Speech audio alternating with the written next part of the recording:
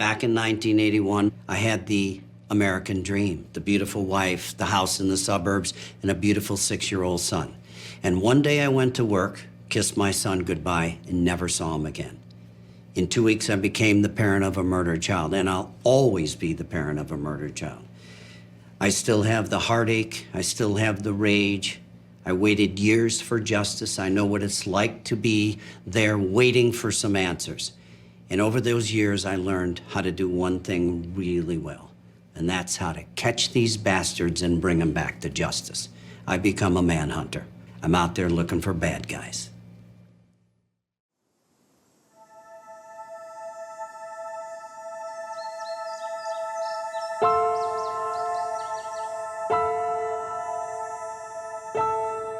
What was going on in this region? What was going on? And it was so deeply, intensely harmful to boys.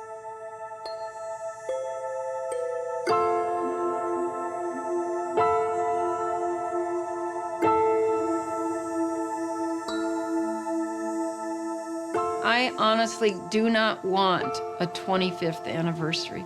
I want answers. I want to know what happened. I know this case as well as I know my own son's case. I walked in those shoes.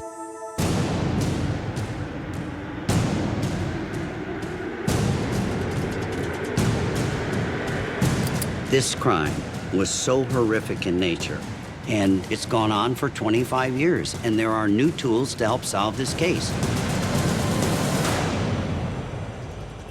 What is killing the Wetterlings and what they need to know is what happened to Jacob.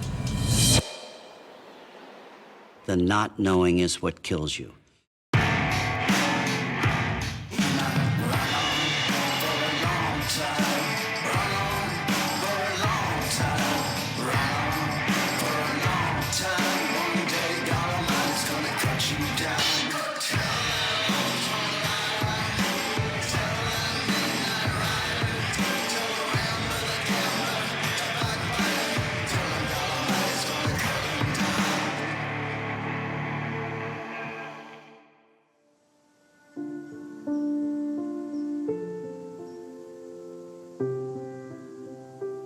On the day of October 22nd, it was a pretty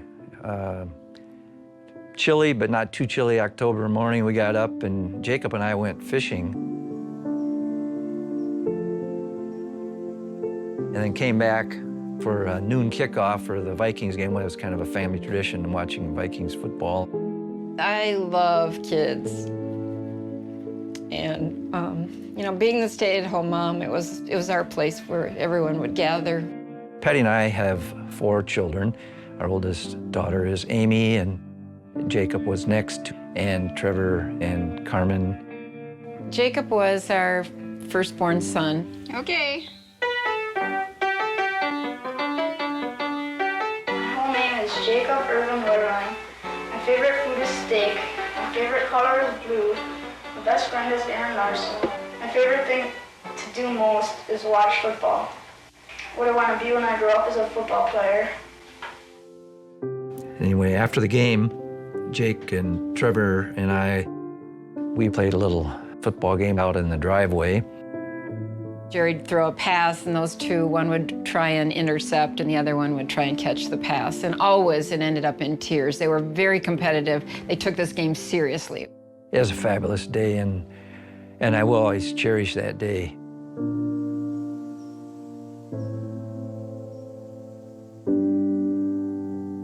I think one of the tough things for Americans to grasp is that a predator can be anywhere. A crime can happen to anyone at any time. A little after 5:30 or 6, Patty and I went to a dinner party at some friends about 20, 25 minutes away. We weren't going to be gone very long, and they were just going to stay home. Our oldest daughter, Amy, was at a sleepover that night, and Jacob's best friend, Aaron, was going to be coming over because the kids didn't have school the next day. When we got there, we called to give the kids the phone number. This was, of course, days before cell phones, and so it was just a home phone number. We were in the middle of dinner at this party, and Trevor calls. Trevor asked Patty if he and Jacob and Aaron could ride their bikes down to the local convenience store and rent a movie. There's nothing between us and the store. It's farm field mostly and a few houses. But it was starting to get dark, and I said, no, find something to do. We've got plenty to do. And Trevor said, let me talk to Dad.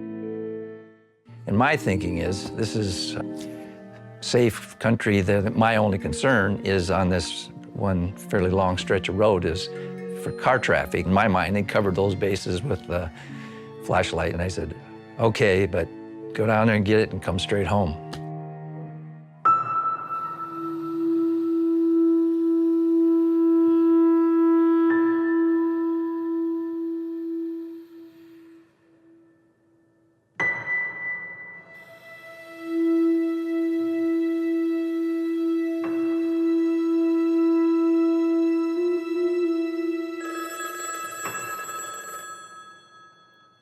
It must have been about 45 minutes, give or take.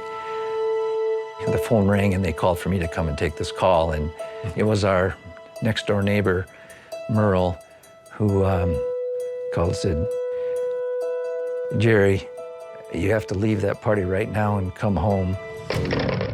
He came back to the table and said, we gotta go. And I said, you know what, aren't those kids back yet? And he said, somebody took Jacob. I grabbed my purse and we left. We didn't say anything to the people, our hosts or anything. We just left. And it was the longest ride in the world. 911 emergency. Yes, this is Merlin Jerzak calling from St. Joe, out in the township. I'm right now next door at my neighbors, the Jerry Wetterling family, and some of their boys went to pick up a movie, and on their way back, someone stopped them, and one of the boys did not come back with them. It was the longest 25 minutes I've ever spent in my life. Just, it was terrible. We got to the house and the police were here. Trevor was just agitated, absolutely agitated. And I remember Aaron was like hiding in the corner, biting his nails. He just wanted to disappear. They had witnessed something awful.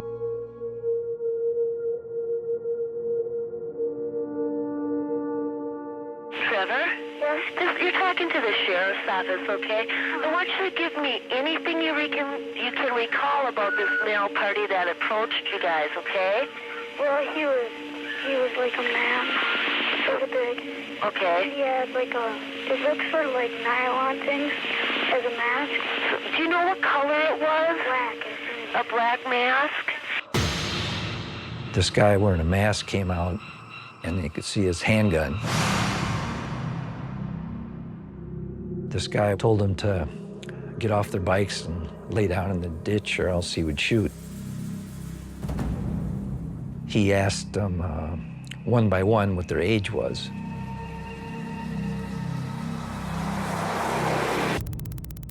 After that, he had Trevor and Aaron one by one run off into the nearby woods.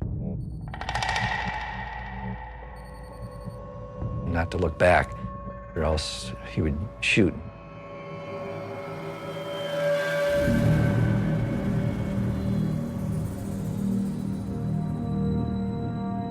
As Aaron was taking off, he saw the man grab Jacob's arm.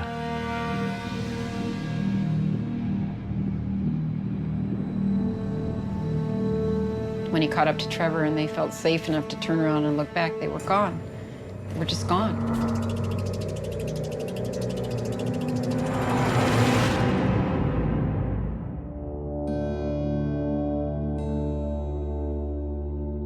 The police asked the boys, are you sure you weren't playing with a gun and Jacob just got hurt and you're afraid to tell us what really happened? Which is a legitimate question, but they were absolutely clear, no, there was this man with a gun. So we start to search the area, the immediate area of the abduction, and start to fan out from there. Everybody thought that within a few hours, we would get it taken care of. When it comes to missing children, time is the enemy. Seconds count, hours count. If that child is going to be killed, it's going to happen within the first few hours.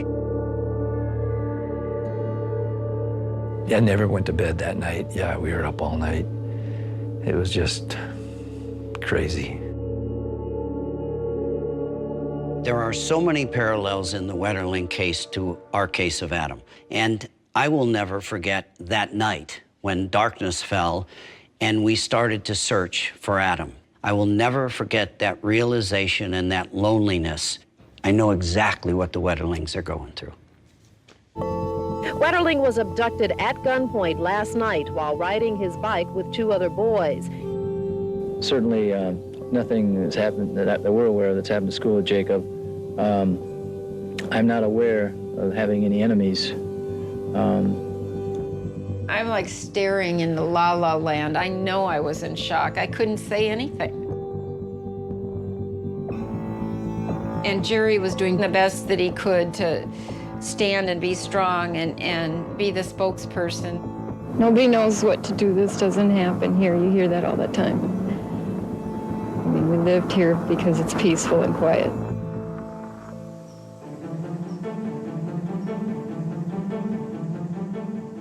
Child abduction is the most difficult investigation law enforcement will confront in their careers, and it's probably one of the most dreaded as well, because intense pressure, the lack of information oftentimes, and all you're looking for is a child, so it's a needle in a haystack. From the outset, we were getting a great response from law enforcement. I think for the first 10 days or so, law enforcement were manned here 24 hours on the phone. At one point, they had like 40,000 leads. It was too many, and so they had to triage. Every cupboard was covered with Post-it notes and phone numbers, and table and the countertop were filled. There were, at any one time, 40, 50 people in our house. I would sometimes have to just take off and go for a walk by myself for a while just to kind of clear my head.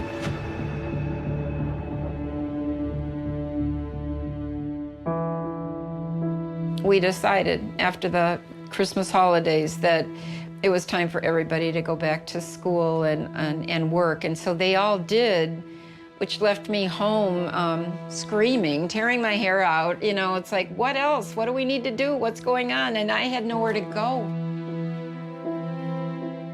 In the beginning, there's this initial surge. The media is fascinating. People try to help you. Strangers you never met try to help in some way. Police are really on top of the case. But then that reality sets in, that if your child's missing for a certain period of time, a couple weeks, sometimes a month, now your child drops from being the hottest case, the top of the news, to just another poster of a missing child.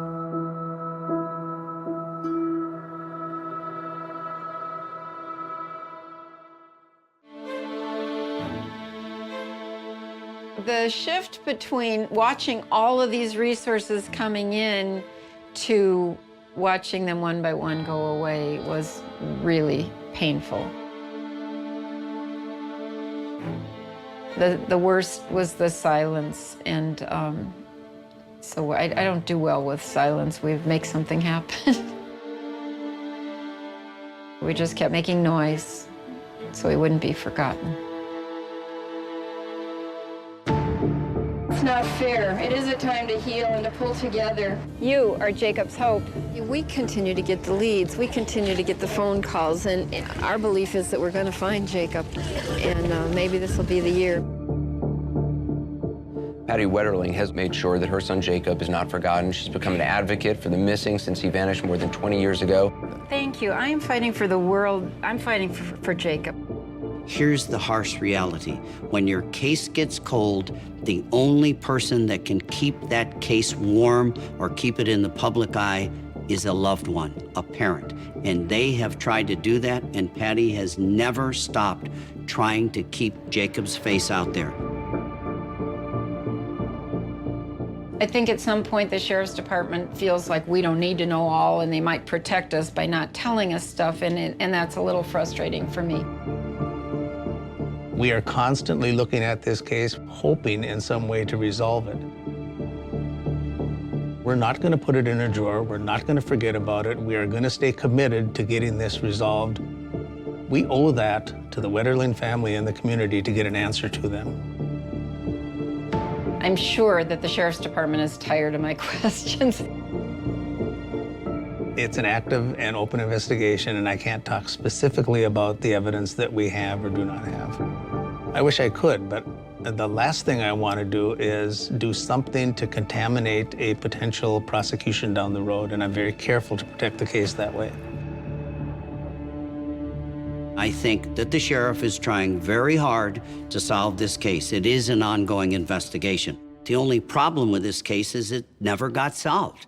It's gone on for 25 years. There are new tools to help solve this case.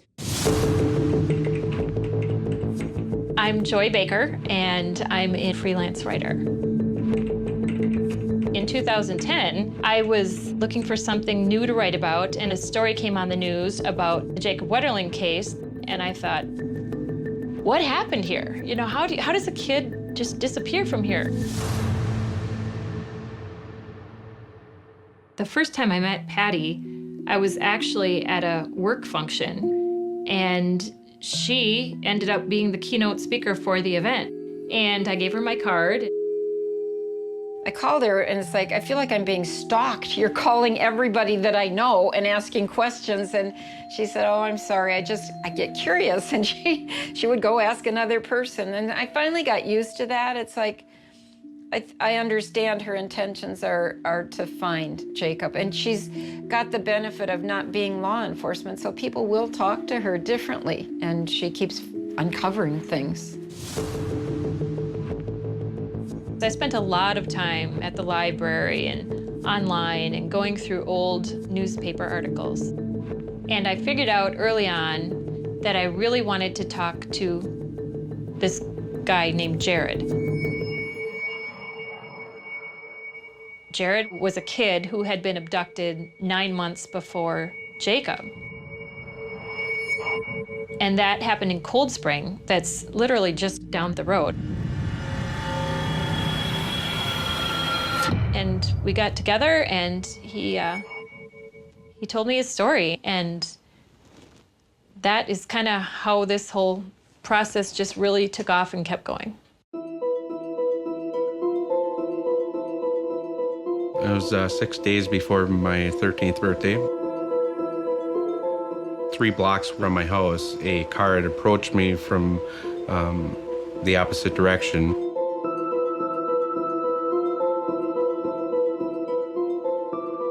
He had stopped the vehicle. So I began giving directions.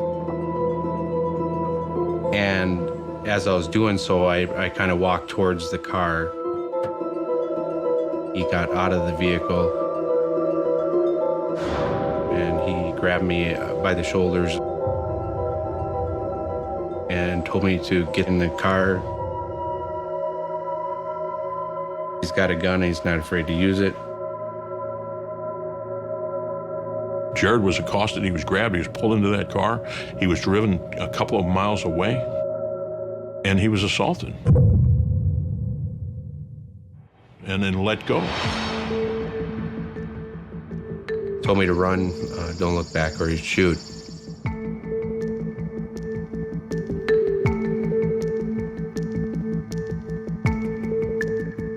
And that was almost the exact word-for-word statement that Trevor and Aaron, the boys who were with Jacob, had made. So I was abducted on January 13th, 1989. Jacob's abduction was October 22nd of 1989. They were desperate for answers, and I was, at the time, you know, Jacob's strongest hope.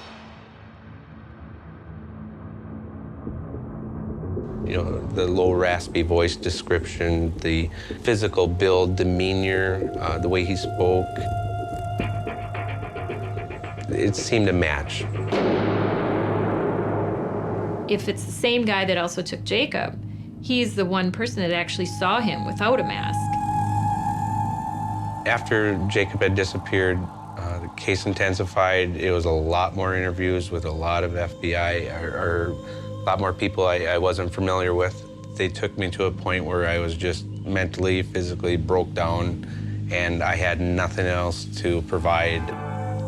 I give Jared all the credit in the world. His parents moved out of town to get the help they needed to get this kid back on track. He's come forward and said, I think it's the same guy. I want to do everything I can to help Jacob. I hope some other people realize how brave Jared really is.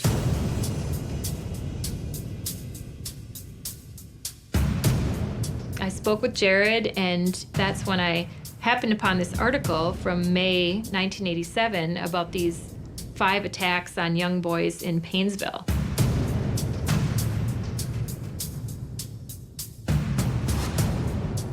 And those attacks sounded so similar to his case and to Jacob's case. I asked him, have you ever heard of these before? And he's like, no, I've never heard that before. And I said, well, listen to this. You know, the guy says, same thing, don't turn around or I'll blow your head off. And we both just went, wow, that seems significant. I felt like it was the biggest lead generated in 25 years.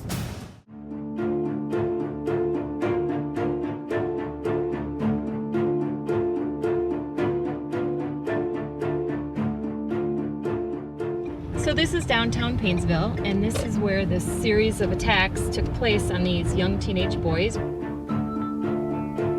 Between March 9th, 1986, and the summer of 1989, there were 11 separate incidents. Painesville is a great town, great people. But what happened here between 1986 and 1989 is scary and astounding. Not 20 miles from where Jacob was taken, not 20 miles from where Jared was taken, was a cluster of reports of abductions and molestations of boys. March 9th, 1986. That's the first reported incident. 12-year-old boy just walking down the street, and a guy in a blue car came up and asked him if he wanted a ride, and he said no. And the guy said, do you want to go to Toyland? And the kid said no. And the guy drove off. That's the first reported incident.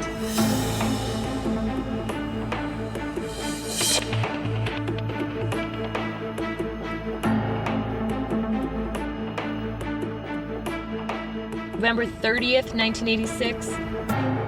In this alley, the kid was talking with a friend of his, and the guy had come up from behind him and pulled him into the trees and assaulted him. Brazen. I mean, terrifying.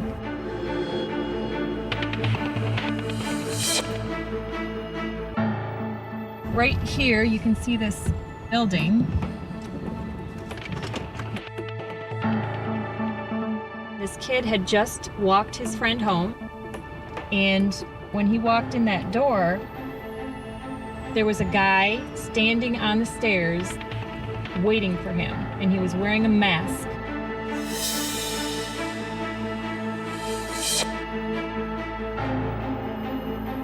It was Valentine's Day, 1987, spring 1987, May 17th, 1987, summer 1987, September 1987, summer of 1989. All in this town, all in walking distance of each other.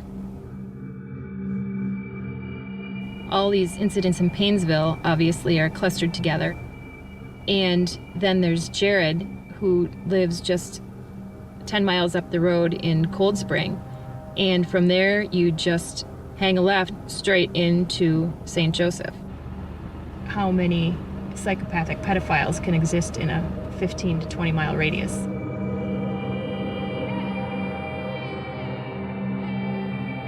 What was going on in this region? It's all Stearns County. What was going on? And it was so deeply, intensely harmful to boys.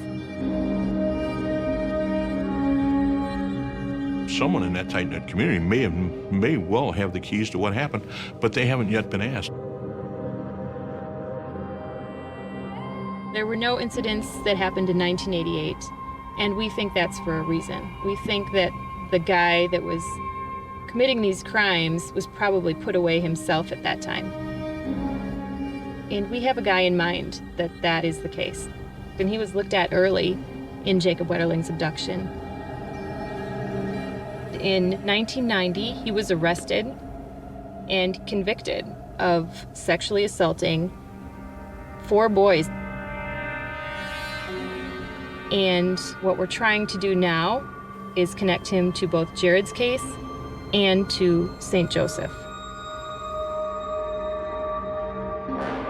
The difference between what a blogger can do and what we do, the blogger can speculate, but in order to prove it, we have to add fact.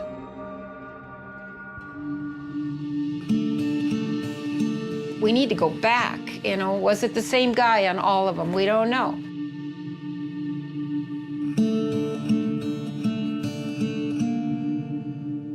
It's not just going back to the beginning and looking at it the same way you looked at in 1989 or 90.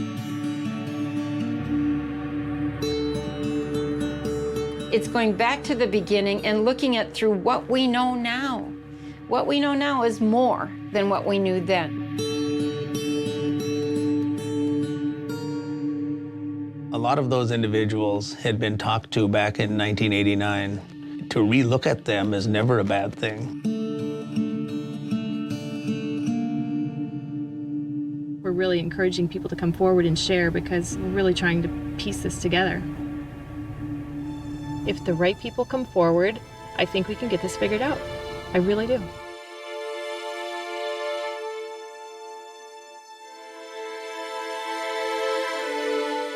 I think it's so important for the Wetterlings to know at least something about what happened to Jacob. And there are those stones that haven't been turned over.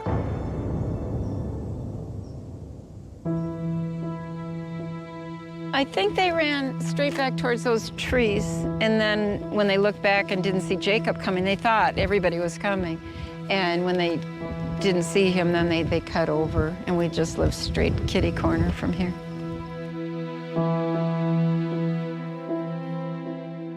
We cannot leave our house without driving past here. It took me a long time. I mean, I come here and I say a little prayer every time I walk by, and I talk to Jacob, but that's been really a hard thing.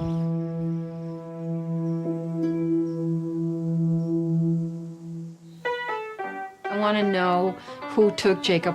I want to know what happened.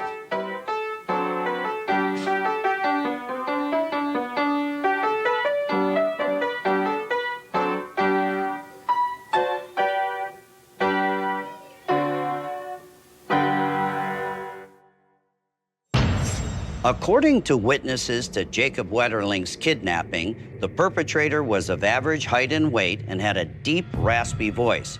He may have been involved in similar attacks in central Minnesota.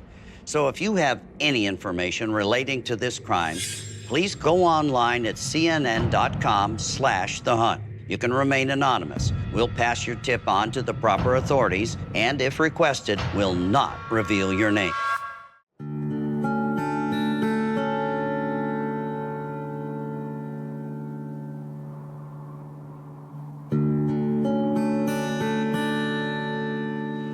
Whitefield is a very small town. It's in what's called the North Country of the White Mountains. And it's just a beautiful area here with the mountains and the lakes and the streams.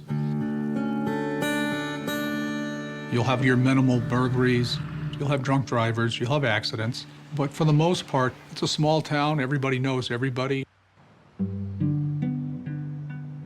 You have basically two very, very intelligent people that met. Mark Nunez and Genevieve San Martin met while they were doctors in the Air Force. And in 1996, Genevieve gave birth to a beautiful little girl, Mary. Our kids went to school together. I would run into her, see her, pickups, drop-offs, ski school. You know, she'd have her daughter with her.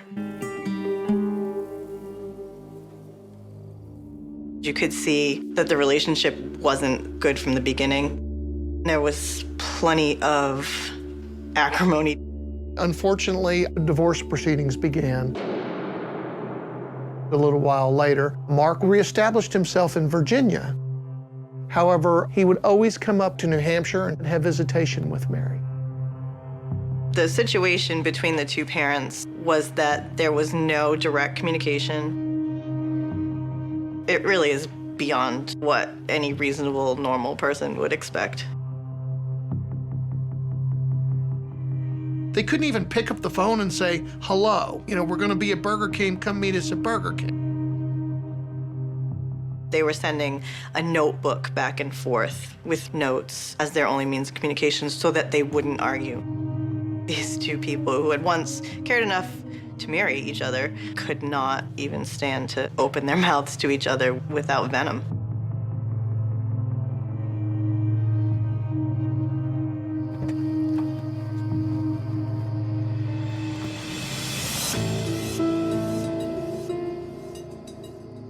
Accusations were beginning to amp up.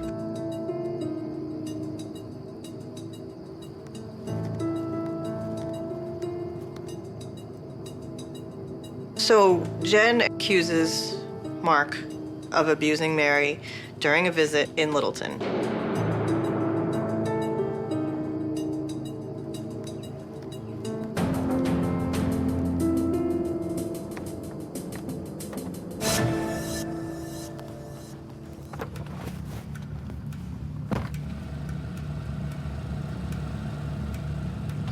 County sheriffs investigate,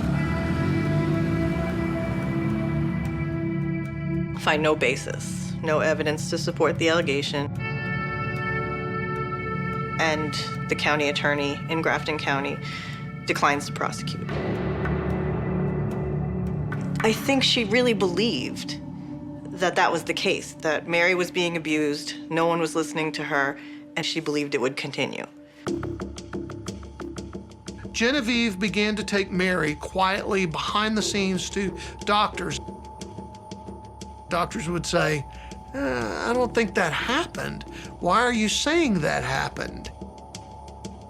And she decided to make a tape that somehow illustrated that Mary had been victimized.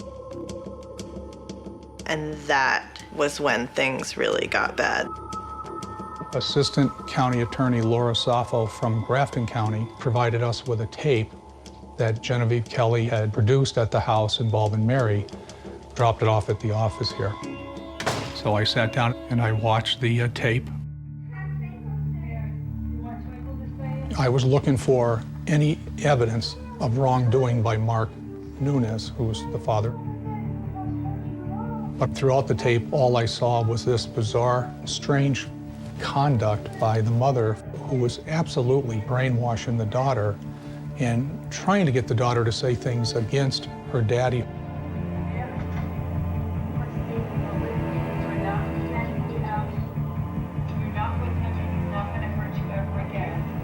And at no time during the taping did Mary have anything negative to say about her father. We've analyzed everything, and it does not lead to Mark Nunez having done anything wrong. The general public will never see this tape. A child is involved, it's an ongoing investigation. But anybody who did see this tape in law enforcement, it was a game changer. Some of the troubling things that occurred in the tape with Mary, it really brought my attention to what I believe that the problem was, the Kelley household. This tape was like the breaking point with everybody. You just start to then think that maybe she's misguided, but then maybe she's also now becoming paranoid. Mark then started to talk to us about Genevieve Kelley. He thought that Genevieve was going to leave the state. We're a small police department, so we all took turns driving the street, checking to see if there was traffic there, seeing if there were any lights on, knocking on the door, talking to the neighbors. And then we eventually found a day where the house was no longer occupied by Mary and Genevieve, and we realized they were gone.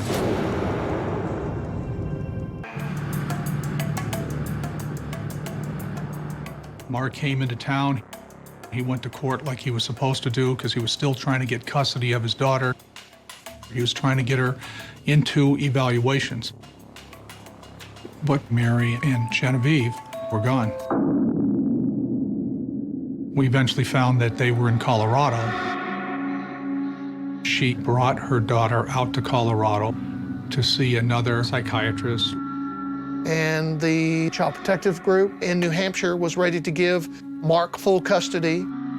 And then we found that Genevieve had not come to court.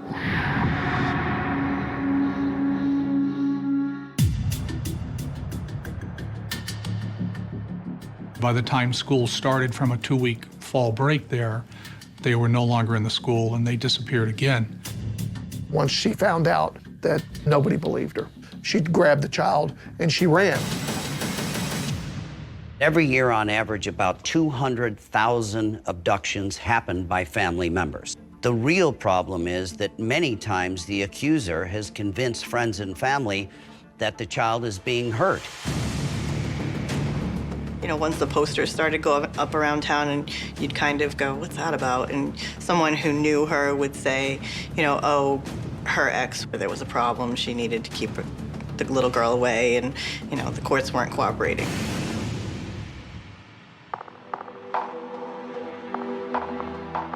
We knew Mary was getting to the teenage age. In today's modern technology, kids got phones, kids got Facebook, kids have Twitter, and we wanted to talk to Mary. We wanted Mary to see that, hey, there is a life over here, and it may not be what you were told. So we established an internet site. Mary, it's your father, Mark, and your sister, Madeline, and your brother, Gabe, and the dog you never met, Harry. So then we established a special phone line. I love you very, very much. You know how to get a hold of us. And we began to get phone calls with hello and then a hang up. Most of the phone calls were coming from the Sao Paulo, Brazil area. We were able to send a foreign country asset in to check, and sure enough, she had been there, and we missed her by 2 weeks. I always say to the kidnapping parent, someday your child's going to be an adult. Someday that child is going to find out the truth, and someday that child's going to turn around and say to you, you used me as a pawn. You ruined half of my life by keeping me from seeing my other parent.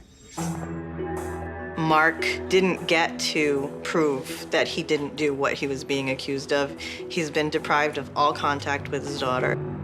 It's been 10 years. She probably doesn't remember him. Before Mark passes in his life, I pray to God they get that opportunity to look Mary in the eyes and tell Mary he loves her.